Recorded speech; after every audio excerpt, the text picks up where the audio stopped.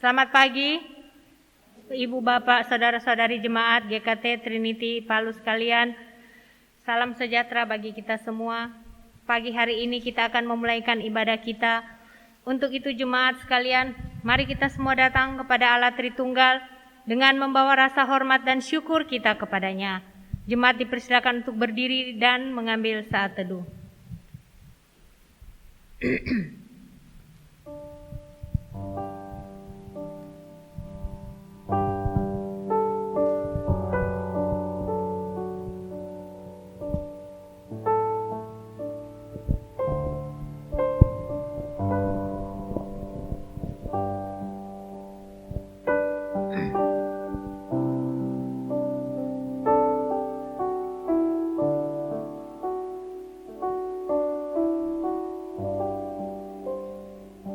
Ibadah kita hari ini dimulai dengan satu pengakuan bahwa pertolongan kita datangnya dari Allah yang menjadikan langit dan bumi beserta segala isinya dan yang tidak pernah meninggalkan hasil perbuatan tangannya. Turunlah kiranya atas kita sekalian kasih karunia dan damai sejahtera dari Allah Bapa, Anak dan Roh Kudus. Amin. Mari jemaat sekalian, mari kita memuji Allah Tritunggal dengan menyanyikan pujian dari KPPK nomor 26, Mulia bagi Allah.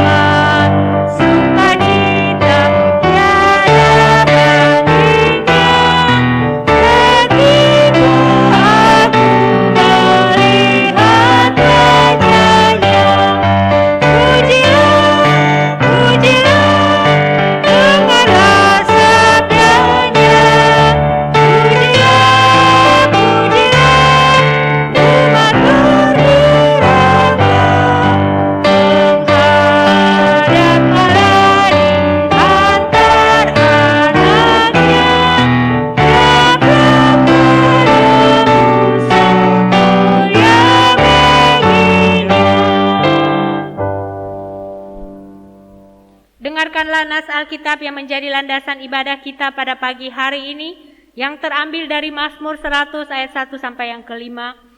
Mazmur untuk korban syukur. Bersorak-soraklah bagi Tuhan hai seluruh bumi. Beribadahlah kepada Tuhan dengan sukacita. Datanglah ke hadapannya dengan sorak-sorai. Ketahuilah bahwa Tuhanlah Allah. Dialah yang menjadikan kita dan punya dialah kita, umatnya dan kawanan domba gembalaannya. Masuklah melalui pintu gerbangnya dengan nyanyian syukur, ke dalam pelatarannya dengan puji-pujian. Bersyukurlah kepadanya dan pujilah namanya. Sebab Tuhan itu baik, kasih setianya untuk selama-lamanya, dan kesetiaannya tetap turun-temurun. Jemaat dipersilakan untuk duduk.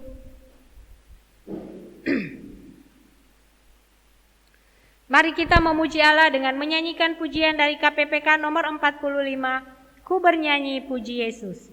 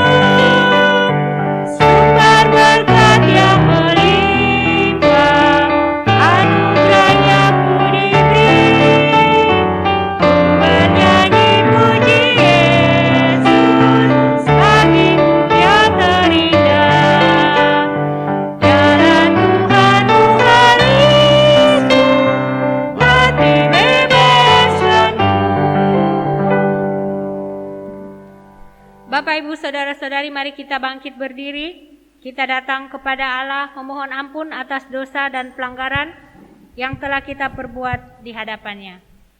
Kita satu dalam doa. Bapa dalam kerajaan sorga, Bapa yang kami panggil dan kami kenal melalui anak-Mu Yesus Kristus, Allah yang kami tinggikan di dalam kehidupan kami bersyukur kalau pada saat hari ini Tuhan, kami boleh datang bersama-sama beribadah di tempat ini. Kami bersyukur juga kalau Tuhan sudah memelihara menyertai hidup kami di sepanjang 1 minggu yang boleh kami lalui di dalam segala aktivitas kami. Tapi Tuhan tidak pernah meninggalkan kami. Pada saat hari ini Tuhan kami kembali boleh bersama-sama berkumpul di tempat ini. Untuk kami datang beribadah, memuji, memuliakan nama-Mu. Itu bukan karena kami kuat atau kami hebat ya Bapa. Tapi itu semua hanya karena kasih dan kemurahan-Mu dalam hidup kami. Sebelum jauh kami datang dalam ibadah kami menyadari kalau kami adalah manusia yang penuh dengan dosa. Ampuni kami Tuhan akan segala dosa dan pelanggaran yang sudah kami perbuat, yang sudah melawan kehendak-Mu. Tolong Engkau kudus, suci, dan Engkau layakkan kami, agar supaya pada saat ini kami boleh layak beribadah kepada-Mu. Dalam nama Yesus Kristus kami berdoa dan mengucap syukur pada-Mu. Amin.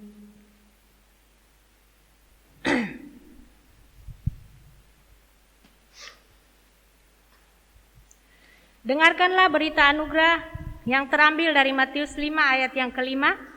Berbahagia orang yang lemah lembut, karena mereka akan memiliki bumi. Petunjuk hidup baru yang terambil dari Matius 7 ayat yang ke-12. Segala sesuatu yang kamu kehendaki supaya orang perbuat kepadamu, perbuatlah demikian juga kepada mereka. Itulah isi seluruh hukum Taurat dan kitab para nabi. Jemaat dipersilakan untuk duduk kembali. Kita akan bersama-sama memuji pujian dari KPPK nomor 49, Ku bersyukur ia tebusku.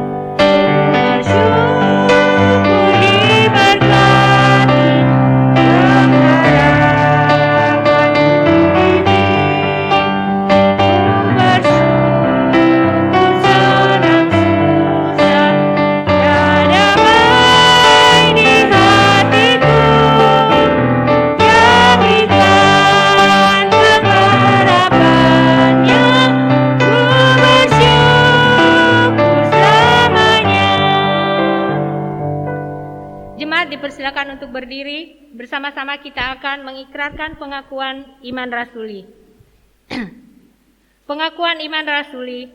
Aku percaya kepada Allah, Bapa yang Maha Kuasa, Khalik langit dan bumi, dan kepada Yesus Kristus, anaknya yang tunggal Tuhan kita, yang dikandung daripada Roh Kudus, lahir dari anak darah Maria, yang menderita sengsara, di bawah pemerintahan Pontius Pilatus, disalibkan, mati dan dikuburkan, turun ke dalam kerajaan maut. Pada hari yang ketiga, bangkit pula dari antara orang mati, naik ke sorga, duduk di sebelah kanan Allah, Bapa yang Maha Kuasa, dan dari sana ia akan datang untuk menghakimi orang yang hidup dan yang mati. Aku percaya kepada Roh Kudus, gereja yang kudus dan am, persekutuan orang kudus, pengampunan dosa, kebangkitan tubuh, dan hidup yang kekal. Amin. Doa syafaat dipimpin oleh evangelis, oleh Frankie.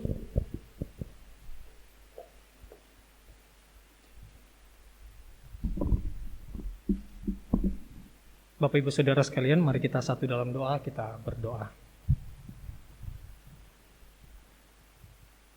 Tak henti-hentinya kami menaikkan syukur kami kepadamu ya Allah, Bapa yang memiliki kehidupan kami. Engkau adalah Allah yang memiliki alam semesta ini. Kami sungguh bersyukur ya Tuhan karena kebaikan-Mu sungguh luar biasa di dalam kehidupan kami. Sepanjang minggu ini Engkau sudah memberkati kami. Dalam segala hal yang kami kerjakan, kami boleh melihat bahwa penyertaan-Mu tidak pernah lepas dari kehidupan kami. Pada pagi hari ini ya Tuhan, kami bersyukur Engkau memberikan kesempatan bagi kami untuk beribadah. Dan di tengah-tengah ibadah kami ya Tuhan pada pagi hari ini, Engkau memberikan kesempatan bagi kami untuk menaikkan setiap seruan dan doa kami kepadamu ya Allah. Pada pagi hari ini ya Tuhan, kami berdoa untuk jemaat yang dalam kelemahan tubuh.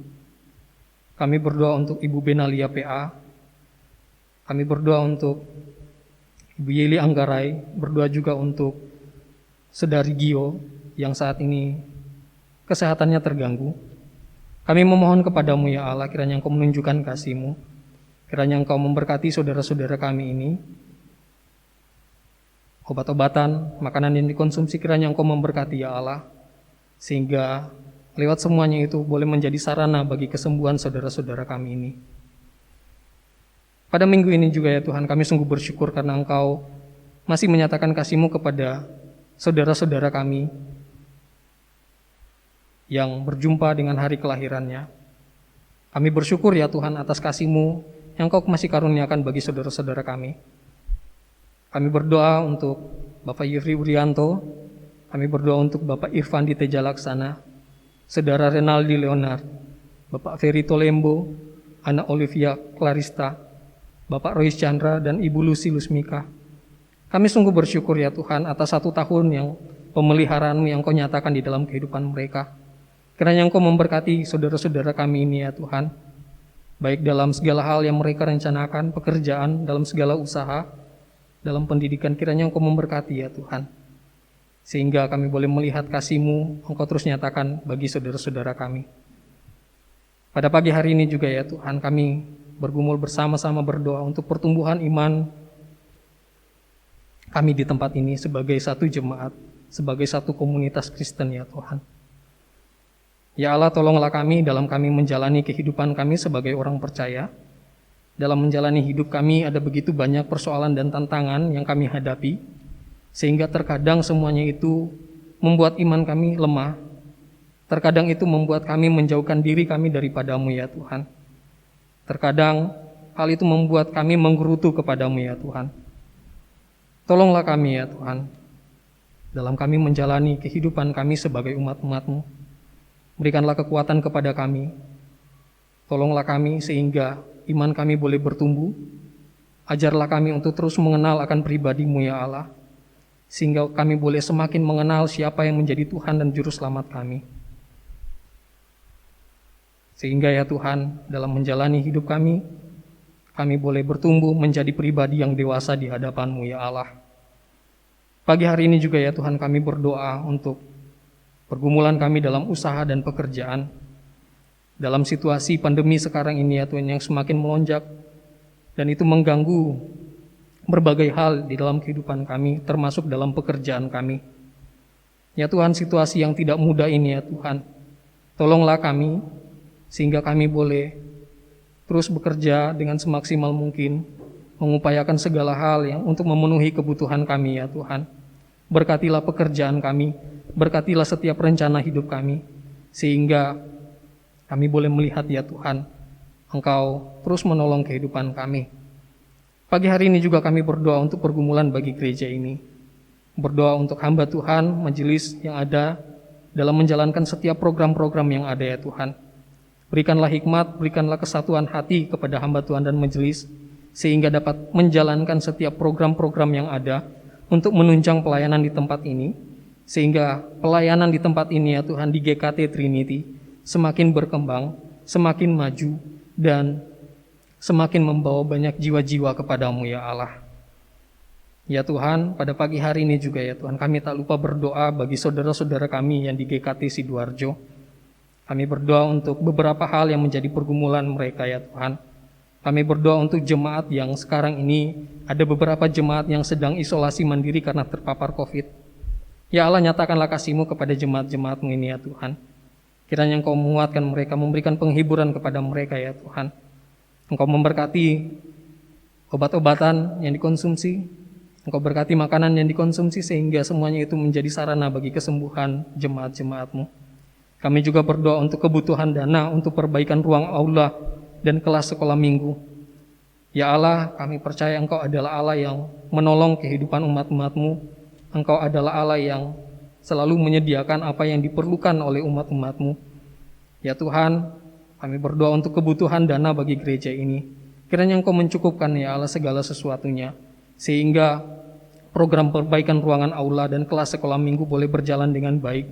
Semuanya boleh dikerjakan ya Tuhan, dan semuanya itu boleh dipakai untuk kelangsungan pelayanan Tuhan, dan semuanya itu mendatangkan hormat kemuliaan bagi nama Tuhan. Kami juga berdoa untuk peremajaan dan penambahan komputer dan multimedia. Ya Allah, kiranya Engkau memberkati jemaat-jemaat-Mu ini, sehingga mereka boleh memperlengkapi pelayanan mereka dengan baik dalam penambahan komputer dan multimedia ya Allah. Kami juga berdoa untuk bangsa dan negara kami. Situasi yang tidak menentu, kiranya Engkau memberkati para pemimpin kami dalam mengelola bangsa ini, dalam menjalankan tugas amanat mereka ya Tuhan. Kiranya Engkau memberikan kekuatan kepada mereka, berikan kesehatan kepada mereka, sehingga mereka boleh menjalankan tugas kenegaraan mereka dengan sebagaimana mestinya, membawa bangsa ini, membawa masyarakat untuk lebih sejahtera ke depannya ya Allah. Terima kasih ya Tuhan, terima kasih. Inilah doa kami. Inilah syafaat kami yang kami naikkan kepadamu. Di dalam nama Tuhan Yesus Kristus, Tuhan dan Juru Selamat kami yang hidup, kami sudah berdoa. Amin. Jemaat dipersilakan untuk duduk kembali.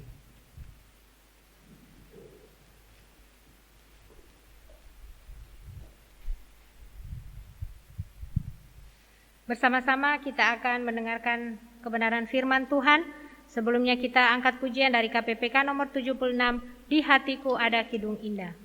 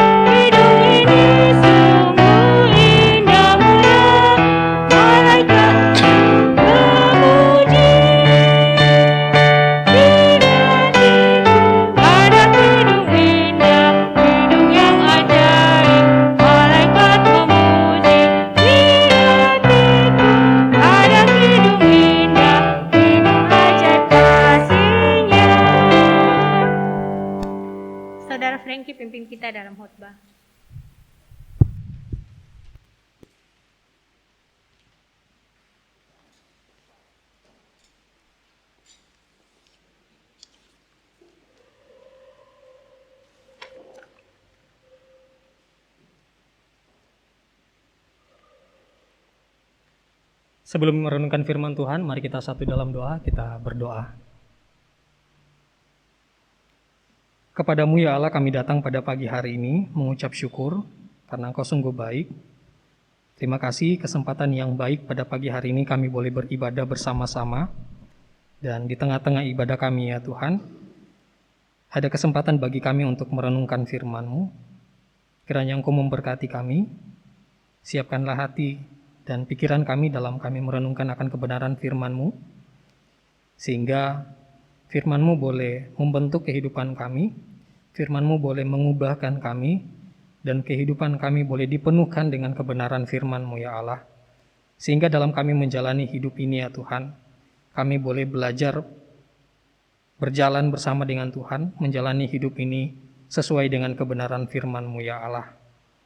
Didiklah kami, ajarlah kami, sehingga kami boleh mengerti dan memahami firman-Mu di dalam hidup kami. Di dalam nama Tuhan Yesus Kristus, Tuhan dan Juru Selamat kami yang hidup, kami sudah berdoa. Amin. Bapak Ibu Saudara sekalian, selamat pagi.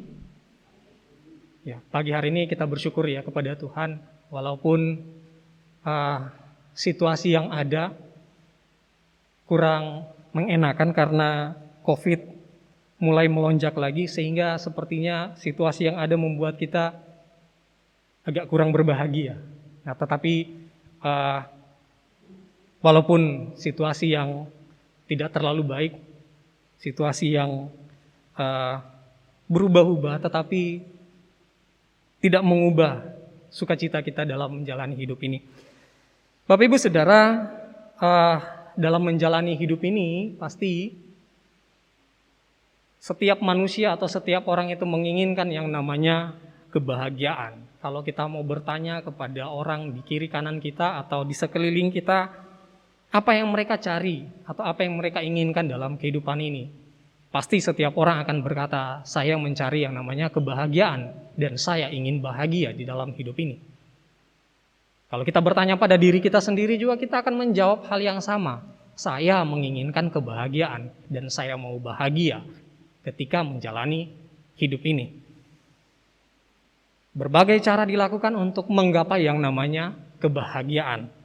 Nah, pada waktu yang 2 minggu yang lalu, Bapak Pendeta Cornelius sudah menjelaskan dengan begitu baik bahwa ada perbedaan tentang berbahagia dalam pandangan manusia dan pandangan Allah. Sudah dijelaskan dengan begitu baik dan kita sudah memahami hal itu. Dan dalam 2 minggu yang kemarin, bahkan 3 minggu dan seterusnya, kita akan merenungkan tentang berbahagia, khotbah di bukit. Nah, 2 minggu berturut-turut kita sudah merenungkan berbahagia yang pertama, berbahagia yang kedua, dan saat ini kita akan masuk dalam berbahagia yang ketiga. Nah, mari kita buka Alkitab kita di dalam Matius pasalnya yang kelima, ayatnya yang kelima. Matius pasal 5 ayatnya yang kelima, saya akan bacakan. Berbahagialah orang yang lemah lembut, karena mereka akan memiliki bumi. Sekali lagi saya bacakan. Berbahagialah orang yang lemah lembut, karena mereka akan memiliki bumi. Bapak Ibu Saudara yang diberkati oleh Tuhan, seperti yang sudah dijelaskan pada minggu yang lalu, bahwa konteks dari khotbah di bukit ini adalah tentang pemberitaan kerajaan Allah. Nah, sehingga khotbah di bukit ini perlu dipahami, atau ketika kita membacanya kita perlu melihat dari perspektif hidup dalam kerajaan Allah. Sudah dijelaskan dengan baik pada minggu yang lalu. Dan khotbah di bukit ini telah dijelaskan, ini berbicara tentang etika kerajaan Allah. Bagaimana sebagai murid Tuhan harus hidup. Atau kalau kita tarik pada masa kini, bagaimana etika dan sikap hidup kita sebagai orang percaya dalam menjalani hidup bersama sebagai warga kerajaan Allah. Bapak Ibu Saudara, bagian yang ketiga pada pagi hari ini yang kita telah bacakan, ini menarik, ini kalimat yang menarik. Menariknya di bagian mana dan mengapa itu begitu menarik? Ketika membaca bagian ini, mungkin akan ada muncul pertanyaan di dalam pikiran kita, atau mungkin kita akan bertanya kalau kita hanya membaca hal ini sepintas lalu. Berbahagialah orang yang lemah lembut, karena mereka akan memiliki bumi. Kita akan mulai bertanya-tanya, apakah betul atau apakah mungkin orang yang lemah lembut dapat memiliki bumi? Atau apa pernyataan ini tidak salah ketika Yesus mengucapkannya? Karena di dalam pemikiran kita atau yang kita pahami selama ini, orang yang dapat memiliki bumi ini adalah orang yang berkuasa, orang yang dapat menguasai satu wilayah tertentu, adalah orang-orang yang kuat, adalah orang-orang yang perkasa. Orang-orang yang sangar, orang-orang yang garang, Kalau kita melihat, kalau kita menonton film-film action atau film perang ya, kerajaan-kerajaan. Nah, kita akan menyaksikan di sana bahwa mereka yang dapat menguasai satu wilayah tertentu adalah mereka yang memiliki kekuatan yang besar, mereka yang memiliki atau suatu kerajaan yang memiliki armada perang yang kuat, yang memiliki tentara-tentara yang hebat, sehingga mereka dapat memiliki atau menguasai satu wilayah tertentu. Nah, tetapi pada pagi hari ini kita menemukan satu fakta yang begitu menarik. Tuhan Yesus berkata bahwa berbahagialah orang yang lemah lembut karena mereka akan memiliki bumi. Bapak Ibu Saudara, siapa sih yang dimaksud dengan orang yang lemah lembut? Atau bagaimana orang yang lemah lembut? Atau seperti apa lemah lembut itu? Nah, lemah lembut bukanlah lemah gemulai, bukan yang seperti itu, karena lemah gemulai itu lebih kepada gerakan tubuh, yang mungkin kalau orang yang menari, ada kan orang yang menari dengan lemah lembut, lemah gemulai. Kalau kita melihat penari-penari Bali, mereka menari dengan sedemikian rupa lembutnya. Bukan yang seperti itu. Lemah lembut juga bukan berarti lemah tidak berdaya, orang yang diinjak-injak, bukan seperti itu. Bukan orang yang bisa ditindas. Lemah lembut juga bukan berbicara tentang orang yang perasaannya yang mudah tersakiti, gampang tersakiti.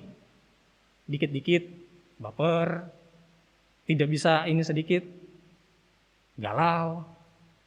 Bukan berbicara tentang perasaannya yang lemah. Dalam hal ini juga lemah lembut bukan berarti lemah, lembek, atau feminim. Bukan itu. Kalau orang Inggris, mereka mengatakan seperti ini, bahwa kelembutan bukanlah kelemahan. Kelembutan bukanlah kelemahan. Nah, berarti apa itu lemah lembut? Kalau kita melihat dalam teks Yunani, kalau kita kembali kepada teks bahasa Yunani, kata lemah lembut di sana menggunakan kata praus. Praus. Dan kata ini merupakan kata yang sulit untuk diartikan. Kalau mau melihat di dalam struktur bahasa Indonesia pun tidak ada satu kata dalam bahasa Indonesia yang dapat menjelaskan hal ini secara penuh atau secara sempurna. Tidak ada. Dan pertanyaannya apa itu praus atau apa itu lemah lembut? Nah, kalau kita melihat Aristoteles, seorang filsuf Yunani, menjelaskan bagian ini dengan begitu menarik. Dia menjelaskan hal ini dengan baik dan itu sangat menarik ketika dia menjelaskan. Dia mendefinisikan bahwa kata lemah lembut ini di antara dua sifat yang ekstrim. Dia menjelaskan bahwa, dia mendefinisikan bahwa kata lemah lembut ini ada di antara dua sifat yang ekstrim.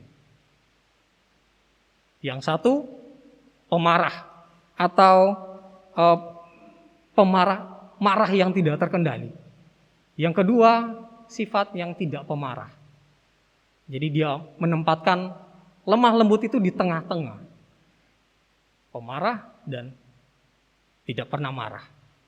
Dan di tengah-tengah itulah lemah lembut. Yang dengan kata lain bahwa kalau mau disederhanakan, ini berarti marah yang seharusnya. Nah, mungkin masih agak bingung. Atau kita mungkin dapat simpulkan secara sederhana seperti ini. Lemah lembut bukan berarti tidak pernah marah, bukan juga pemarah atau marah yang berlebihan, tetapi selalu marah pada saat yang tepat. Selalu marah pada saat yang tepat. Nah, dalam menggambarkan sifat lemah lembut ini, Barclay mengatakan bahwa dia mengkalimatkan lagi kalimat berbahagia bagian yang ketiga ini seperti ini. Berbahagialah orang yang selalu marah di waktu yang tepat dan tidak pernah marah di waktu yang salah. Kalau kita melihat di dalam catatan Alkitab, kita akan menemukan beberapa orang yang memiliki sikap yang lemah lembut, sifat yang lemah lembut. Contoh yang pertama, kalau kita melihat di dalam Perjanjian Lama, kita menemukan satu pribadi yang namanya Musa. Kalau kita melihat catatan Alkitab di dalam Bilangan pasalnya yang ke-12 ayatnya yang ke-3, sangat jelas firman Tuhan berkata di sana seperti ini. Adapun Musa ialah seorang yang sangat lembut hatinya, lebih dari setiap manusia di atas muka bumi. Sangat jelas dan sangat tegas firman Tuhan berkata bahwa Musa adalah orang yang sangat lembut hatinya. Firman Tuhan begitu jelas dan gamblang mengatakan bahwa Musa memiliki pribadi, memiliki sifat, memiliki karakter yang lemah lembut. Tapi pertanyaannya, apakah dia tidak pernah marah? Apakah ketika orang melakukan kesalahan dan lain sebagainya dia tidak pernah marah? Kalau kita melihat lagi catatan Alkitab di dalam Keluaran pasalnya yang ke-32, diceritakan dan dijelaskan di sana bahwa ketika Musa belum turun dari Gunung Sinai,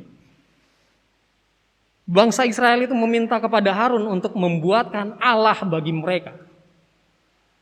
Bangsa Israel itu datang kepada Harun. Harun, karena Musa tidak turun-turun sampai sekarang, kita tidak tahu nasibnya seperti apa sekarang ini. Apakah dia sudah mati atau apakah mungkin dia seperti apa di atas, kita tidak tahu. Sehingga tolong buatkanlah Allah bagi kami untuk disembah menggantikan Allah. Dan ketika Musa turun dari Gunung Sinai, dia menemukan bahwa bangsa Israel di bawah kepemimpinan Harun membuat lembu tuangan untuk disembah menggantikan Allah. Mereka membuat itu untuk disembah menggantikan Allah yang telah membawa mereka keluar dari tanah Mesir. Mereka melupakan Allah dan menggantikan Allah dengan lembu tuangan. Dan apa yang terjadi? Kalau kita melihat di dalam Alkitab di sana, dijelaskan di ayatnya yang ke-19 sangat gamblang dan begitu jelas dituliskan di sana seperti ini. Dan ketika ia dekat ke perkemahan itu, ketika Musa turun dan melihat anak lembu dan melihat orang menari-nari, maka bangkitlah amarahnya. Bangkitlah amarahnya, dilemparkannya lah kedua loh batu itu dari tangannya dan dipecahkannya pada kaki gunung itu.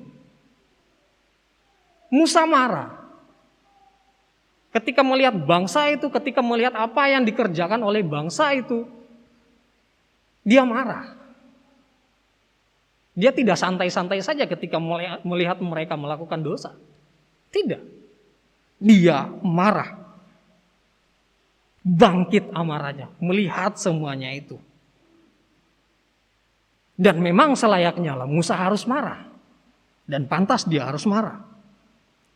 Orang yang lemah lembut bukan berarti tidak boleh marah. Dalam hal ini Musa tidak memecahkan kedua loh batu itu karena kemarahan yang tidak terkendali. Tidak. Akan tetapi karena kemarahan yang benar terhadap dosa. Dia marah karena melihat bangsa itu melakukan dosa. Dia marah karena melihat bangsa itu meninggalkan Allah. Dia marah karena hati Allah tersakiti lewat tindakan bangsa Israel.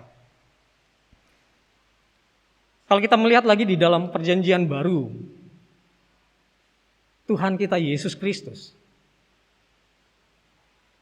sangat jelas bahwa dia adalah pribadi yang begitu lemah lembut.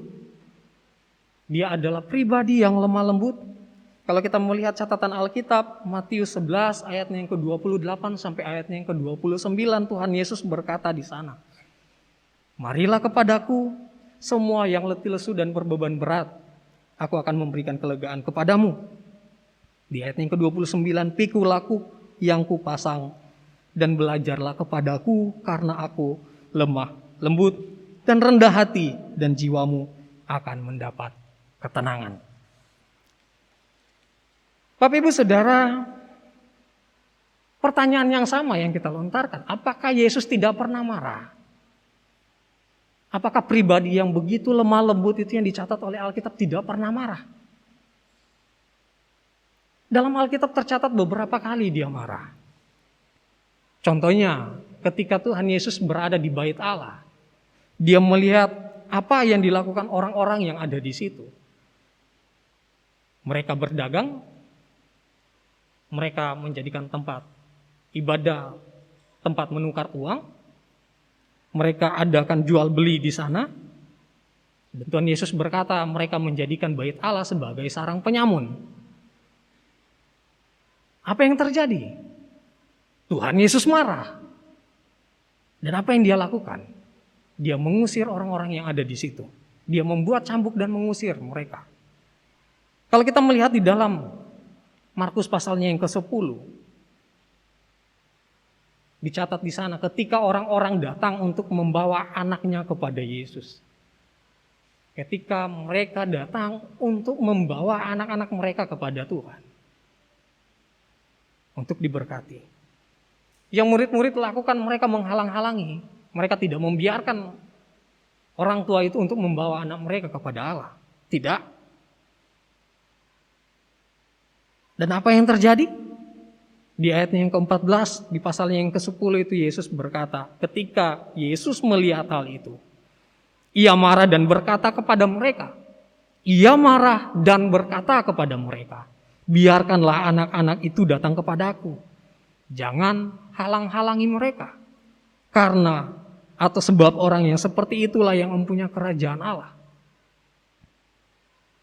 Yesus marah.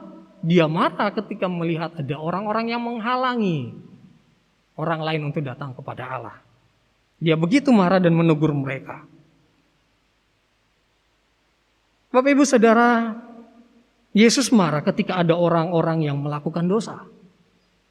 Dia marah ketika ada orang yang menghalang-halangi orang lain untuk datang kepada Allah. Ini menjadi satu peringatan, warning bagi kita bahwa seringkali orang tidak datang kepada Allah karena tanpa sadar kita menghalang-halangi orang untuk datang kepada Allah. Ya mungkin di gereja kita bisa berkata, wah waktu di gereja saya menyambut orang untuk datang, saya sambut dengan ramah.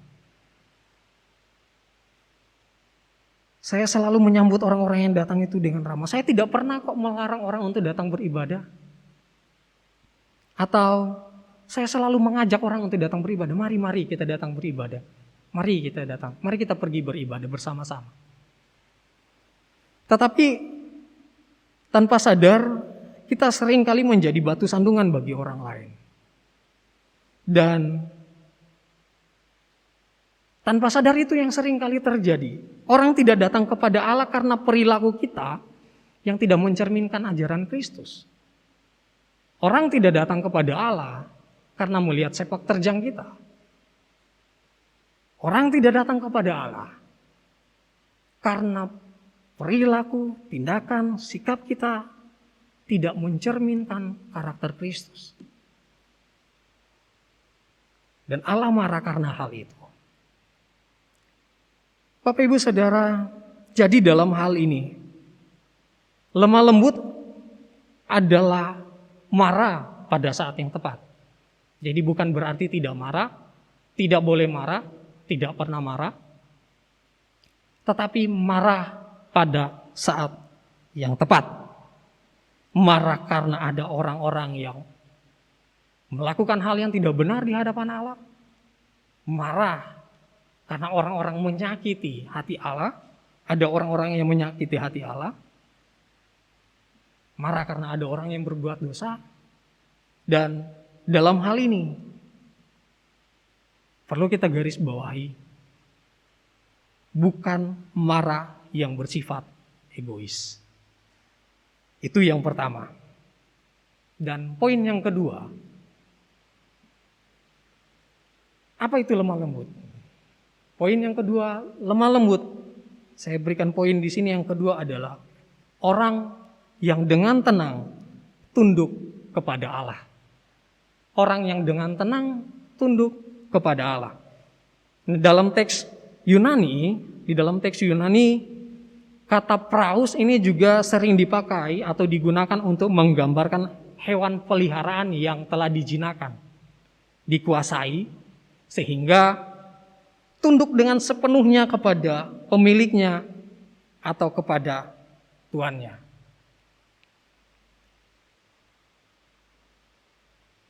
Di gereja ini kan ada anjing, ada 3. Jadi anjing ini yang dibawa ini sudah jinak. 3 ekor anjing ini sudah jinak. Tetapi kadang-kadang anjing ini melakukan hal-hal yang kadang-kadang membuat hati kami yang ada di sini sedikit marah. Jadi marah. Beberapa kasus di sana dia gigit kabel, colokan digigit sampai putus. Selang di sana digigit. Bawa sampah dari luar. Walaupun sudah jinak tapi sudah dicambuk, sudah di ini. Ya, awalnya mereka menunduk sih, tapi mereka tetap lakukan lagi. Ini anjing-anjing ini yang 3 di bawah ini kadang-kadang tidak taat. Kadang-kadang mereka bikin kami marah di sini. Bapak Ibu Saudara, beberapa hari yang lalu ketika saya nonton YouTube, saya melihat satu pertunjukan yang menarik, satu video yang menarik, dan video itu begitu bagus. Saya menonton satu video di satu kolam renang. Di sana ada seorang pelatih dan seekor singa laut. Di kolam itu mereka sedang melakukan satu pertunjukan, dan itu adalah pertunjukan yang begitu bagus dan begitu menarik menurut saya. Ketika sang pelatih atau instruktur dari singa laut itu memerintahkan singa laut ini atau memberikan aba-aba kepada singa laut ini, singa laut itu dengan cekatan mengikuti setiap arahan dari sang pelatihnya atau dari sang instruktur. Apapun yang disuruh sama instruktur ini, dia lakukan. Dia melakukan semua gerakan yang diperintahkan oleh instrukturnya. Ketika instrukturnya mengarahkan dia menggerakkan tangan kanannya, singa laut itu juga gerakan tangannya. Ketika di gerakan sebelah kanan, dia gerakan. Ketika dia menggerakkan tangan kirinya, singa laut itu juga mengikuti, dia gerakan tangannya sebelah kiri. Dan ketika sang pelatih atau instruktur itu memberikan perintah kepada singa laut ini untuk memberi hormat kepada penonton yang ada, sangat luar biasa. Singa laut itu dengan begitu sadar dia mengikuti dan tunduk pada perintah sang instruktur. Dia mengikuti gerakan sang instruktur dan memberi hormat kepada penonton yang ada. Ketika melihat ini, wah begitu menakjubkan. Orang-orang yang ada di situ memberikan aplaus kepada singa laut ini. Mereka begitu terkesima dan begitu kagum. Saya juga yang menonton begitu kagum. Senang melihat pertunjukan ini, karena kenapa? Melihat singa laut yang begitu taat. Apapun yang disuruh sama instrukturnya dia buat. Tidak pakai bantah-bantah. Buat, ikuti. Bapak Ibu Saudara, jadi pada bagian ini dapat kita artikan bahwa orang yang lemah lembut adalah orang yang sepenuhnya dikuasai oleh Allah. Orang yang sepenuhnya dikuasai oleh Allah. Orang yang terbiasa untuk tunduk dan taat sepenuhnya kepada Allah. Orang yang lemah lembut adalah orang yang selalu mengikuti apa yang menjadi perintah Allah di dalam hidupnya. Orang yang lemah lembut itu mudah menaati. Orang yang lemah lembut itu kesabarannya terkendali. Orang yang lemah lembut itu selalu melatih dirinya untuk taat sepenuhnya kepada Allah. Melatih dirinya dalam situasi dan kondisi apapun selalu taat. Apapun yang terjadi pokoknya taat kepada perintah Allah. Tunduk sepenuhnya kepada firman Allah. No comment. Tidak pakai bantah-bantah. Tunduk saja. Orang yang lemah lembut itu selalu berupaya untuk tidak dikuasai oleh dirinya sendiri. Tidak seperti itu. Bukanlah orang yang selalu dikuasai dan mengikuti semua kehendaknya. Apa yang diingini oleh pribadinya, itu yang diikuti. Tidak seperti itu. Bukanlah orang yang dikuasai oleh kedagingan dan keegoisan hati. Orang yang lemah lembut tidak seperti itu. Tetapi orang yang lemah lembut adalah pribadi yang selalu membiasakan diri. Pribadi yang sungguh mau taat pada kehendak Allah. Apapun yang terjadi di dalam hidup ini, situasi yang tidak memungkinkan, situasi yang sesulit apapun, tetap tunduk pada otoritas Allah. Tetap tunduk dan mau dikuasai oleh Allah, bukan pribadi yang pemberontak. Orang yang lemah lembut adalah pribadi yang selalu memikirkan dan mencari apa yang Allah kehendaki, memikirkan apa yang Tuhan inginkan, memikirkan setiap pekerjaan Allah. Dan orang yang lemah lembut adalah pribadi yang selalu mengedepankan kehendak Allah. Bukan mengedepankan keegoisan hati, bukan mengedepankan ego pribadi, bukan mengedepankan keinginan diri sendiri.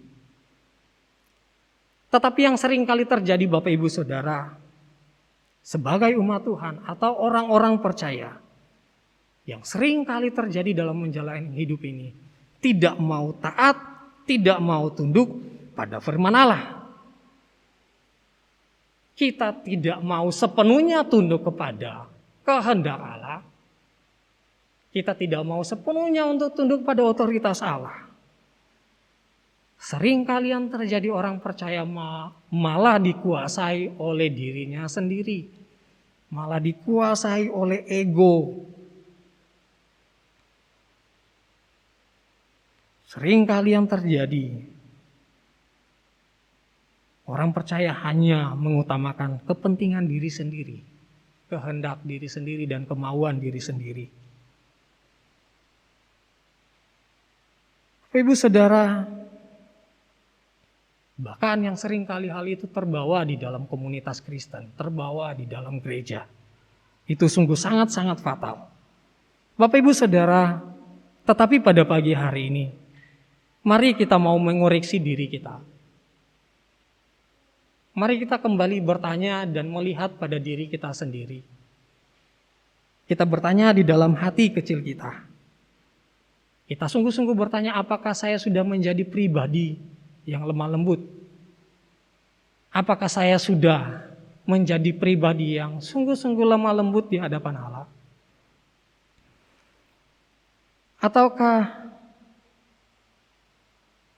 Apakah kita sudah menjadi pribadi yang membiasakan diri untuk taat pada kehendak Allah? Kita bertanya pada diri kita, apakah kita sudah menjadi pribadi yang selalu memikirkan dan mencari kehendak Allah? Ataukah kita hanya selalu memikirkan dan mengikuti ego dan kedagingan kita daripada mengikuti dan taat pada kehendak Allah? Mari kita kembali merenungkan hal itu di dalam kehidupan kita. Mari kita bersama-sama belajar menjadi pribadi yang lemah lembut, pribadi yang mau taat, pribadi yang sepenuhnya dikendalikan oleh Allah, pribadi yang dalam situasi apapun tetap tunduk pada firman Allah, tetap tunduk pada kehendak Allah. Itu yang kedua. Dan yang ketiga, apa itu lemah lembut? Yang ketiga adalah orang yang rendah hati. Dalam bahasa Yunani kata praus juga sering dikontraskan dengan sifat sombong. Dilawankan sombong, rendah hati. Kata praus ini juga sering dikontraskan. Yang dengan kata lain bahwa lemah lembut juga mengandung arti rendah hati. Orang yang lemah lembut adalah orang yang rendah hati. Orang yang menyadari bahwa setiap orang lain atau setiap orang selalu juga perlu untuk belajar. Orang yang lemah lembut bukanlah orang yang sombong. Bapak Ibu Saudara, Dr. Lloyd Jones merangkumkan hal ini seperti ini. Dia merangkumnya seperti ini. Kelemah lembutan pada dasarnya adalah pandangan yang tepat tentang diri sendiri, yang terungkap dengan sendirinya dalam sikap dan tingkah laku yang menghargai pihak lain. Atau kalau kita mau sederhanakan dia seperti ini, bahwa kelemah lembutan ini terungkap dalam sikap rendah hati dan lemah lembut terhadap orang lain akibat tahu diri. Orang yang rendah hati atau orang yang lemah lembut adalah orang yang sadar diri.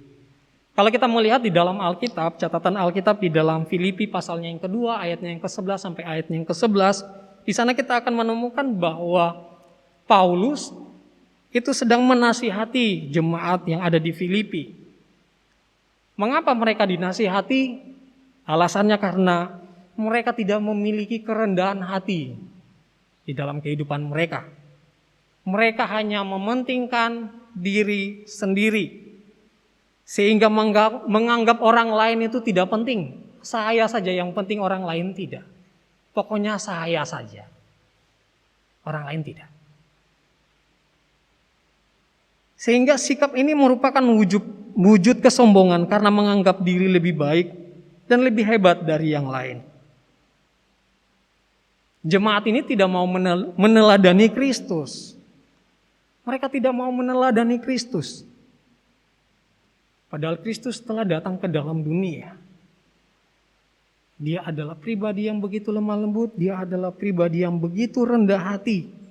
Bahkan dia merendahkan dirinya serendah-rendahnya. Bahkan ia merendahkan dirinya sampai mati. Bapak Ibu Saudara, ada begitu banyak orang percaya yang tidak mau merendahkan diri. Begitu banyak orang-orang, kadang kita sendiri pun tidak menjadi pribadi yang rendah hati. Kita menjadi pribadi yang tidak mau merendahkan diri. Ada begitu banyak orang percaya begitu sombong, kadang-kadang pribadi kita menjadi pribadi yang begitu sombong. Baik di hadapan Tuhan dan di hadapan sesama.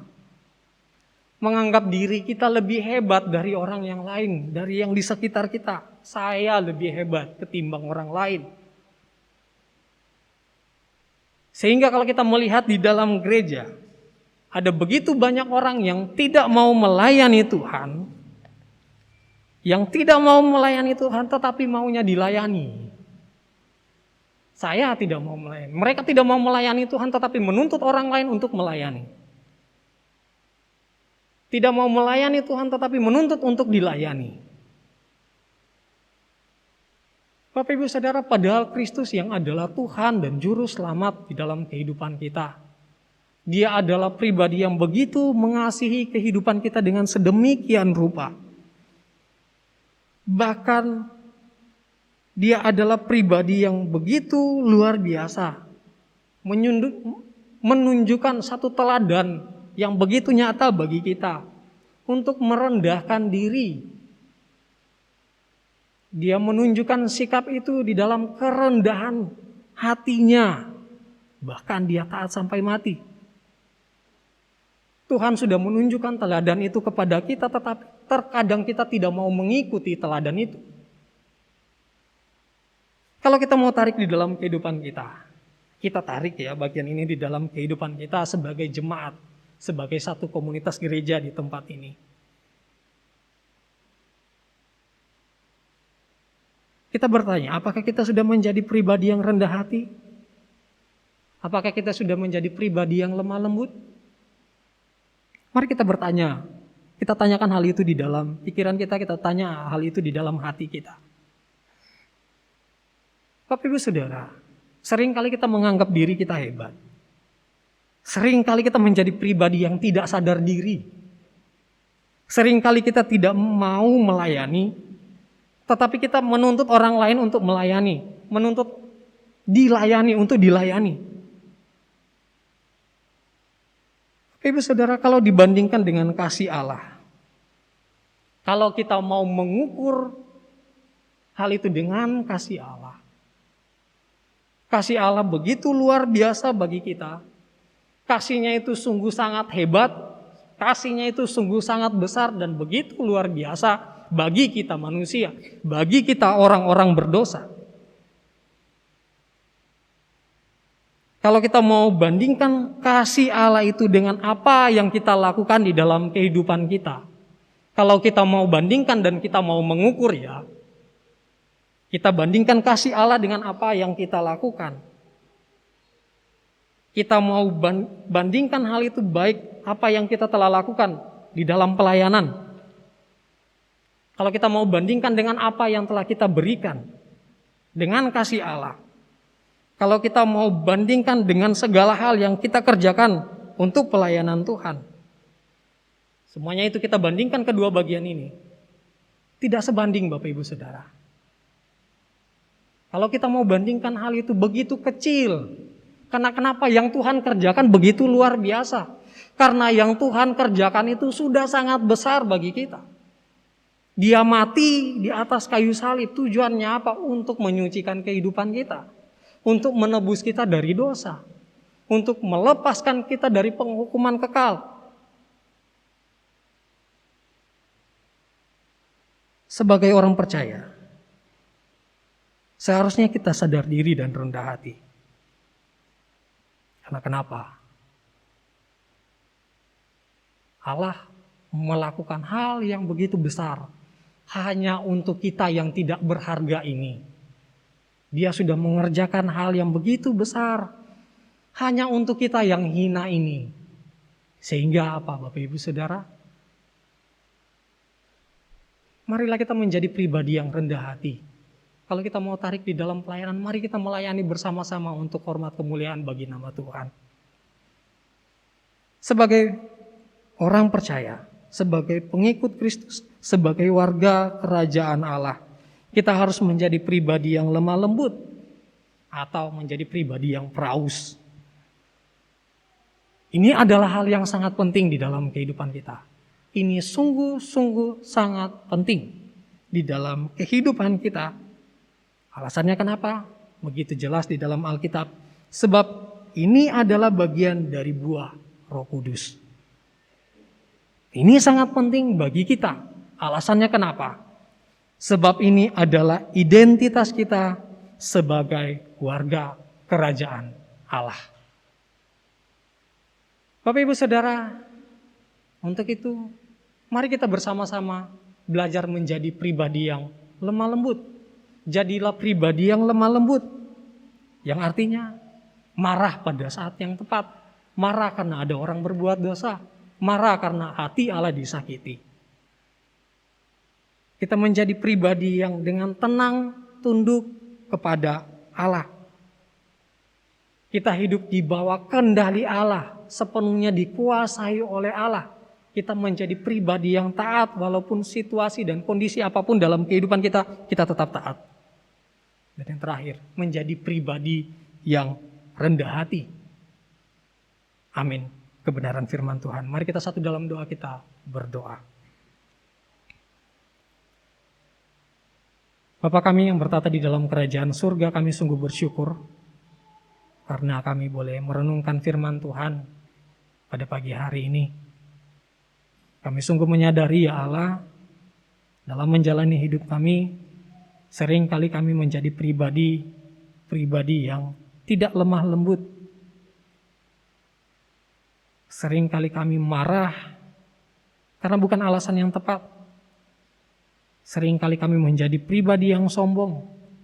Sering kali kami menjadi pribadi yang tidak sepenuhnya taat pada kebenaran firman-Mu.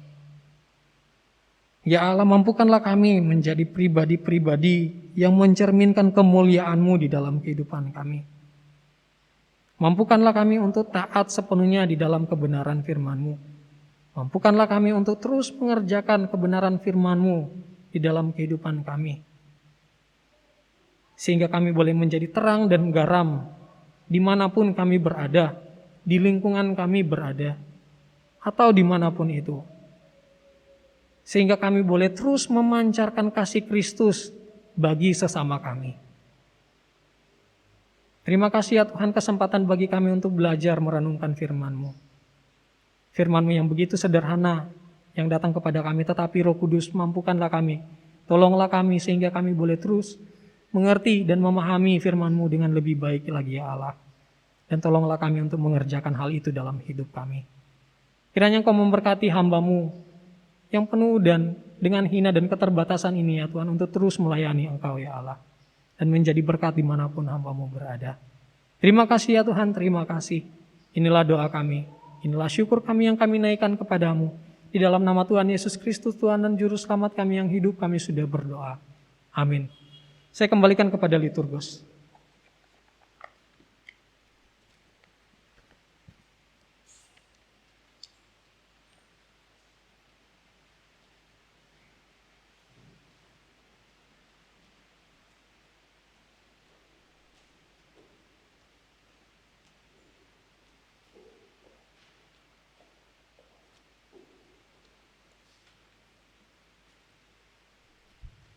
Terima kasih untuk kebenaran firman Tuhan. Biarlah firman Tuhan itu boleh menjadi bagian dalam kehidupan kita. Jemaat, kita akan memberikan persembahan syukur kita kepada Allah. Kita akan mengangkat pujian dari KPPK nomor 50, Hitung Berkat-Mu.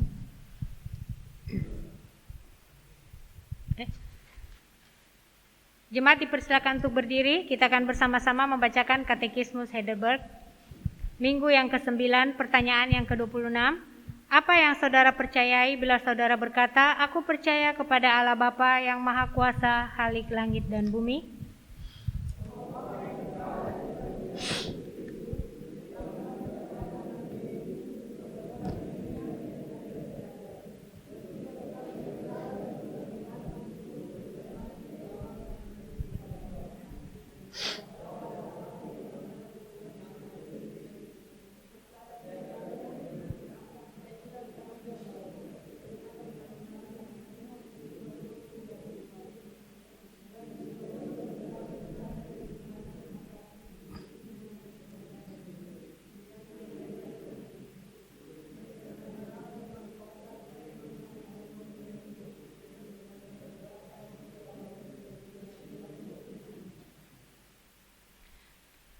Jemaat dipersilakan untuk duduk.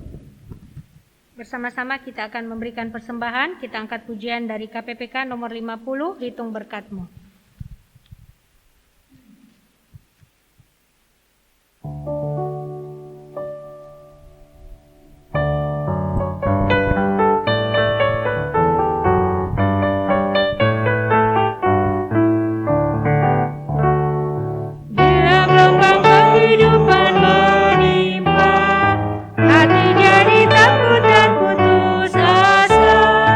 Jangan lupa berkat Tuhan hidup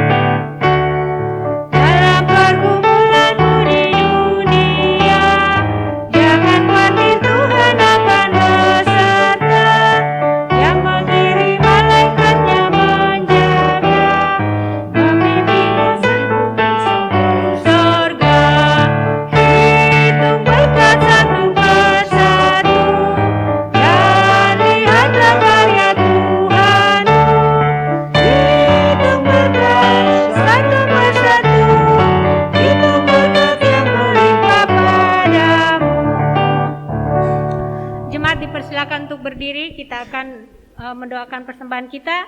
Minta dengan kasih Bapak Michael Musa pimpin kita dalam doa persembahan.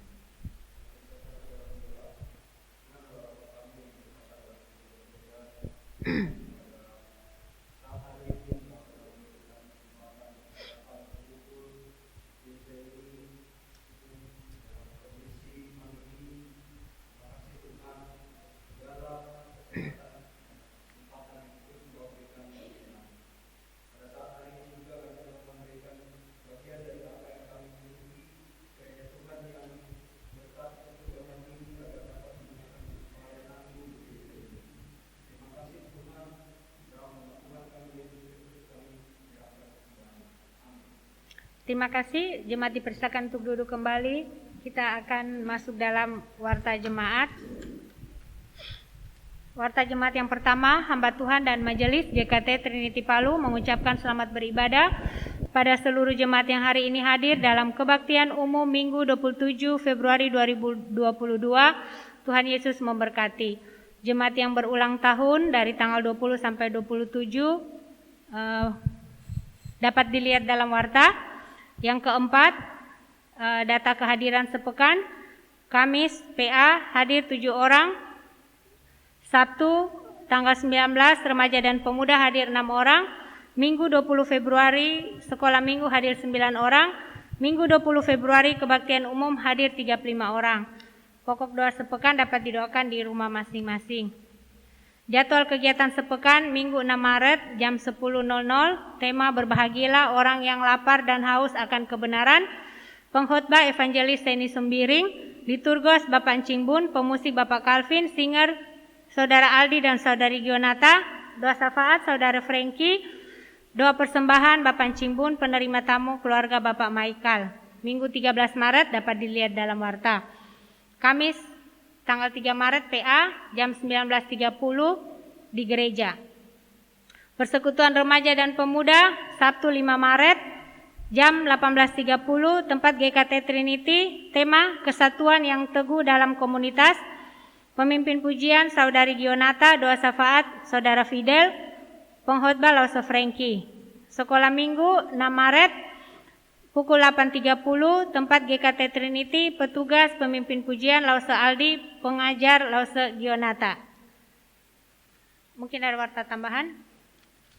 Doksologi dan Amin Song dipimpin oleh Saudara Frankie.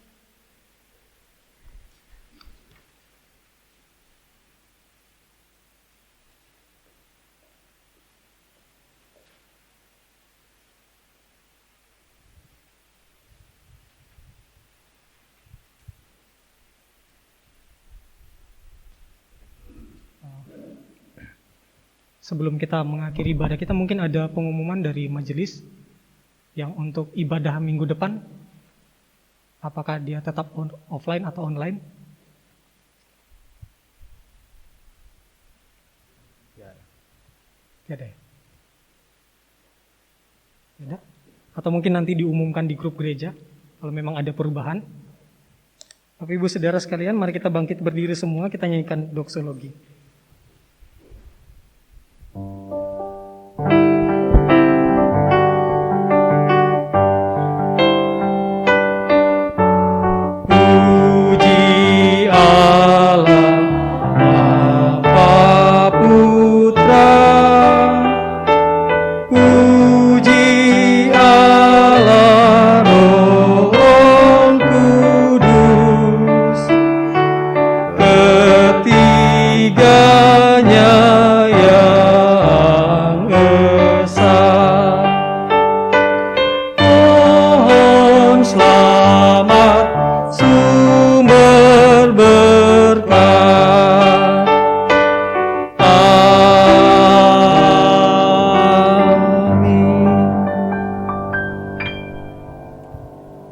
Bapak Ibu Saudara sekalian, mari kita mengarahkan hati kita kepada Allah dan menerima berkat-Nya. Tuhan memberkati kita dan melindungi kita. Tuhan menyinari kita dengan wajah-Nya dan memberi kita kasih karunia.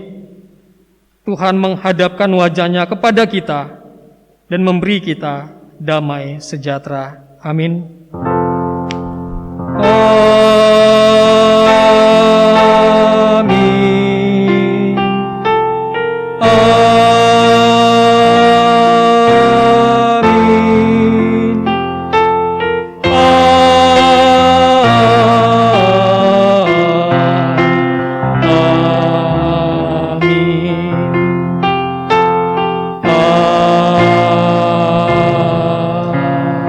Amin.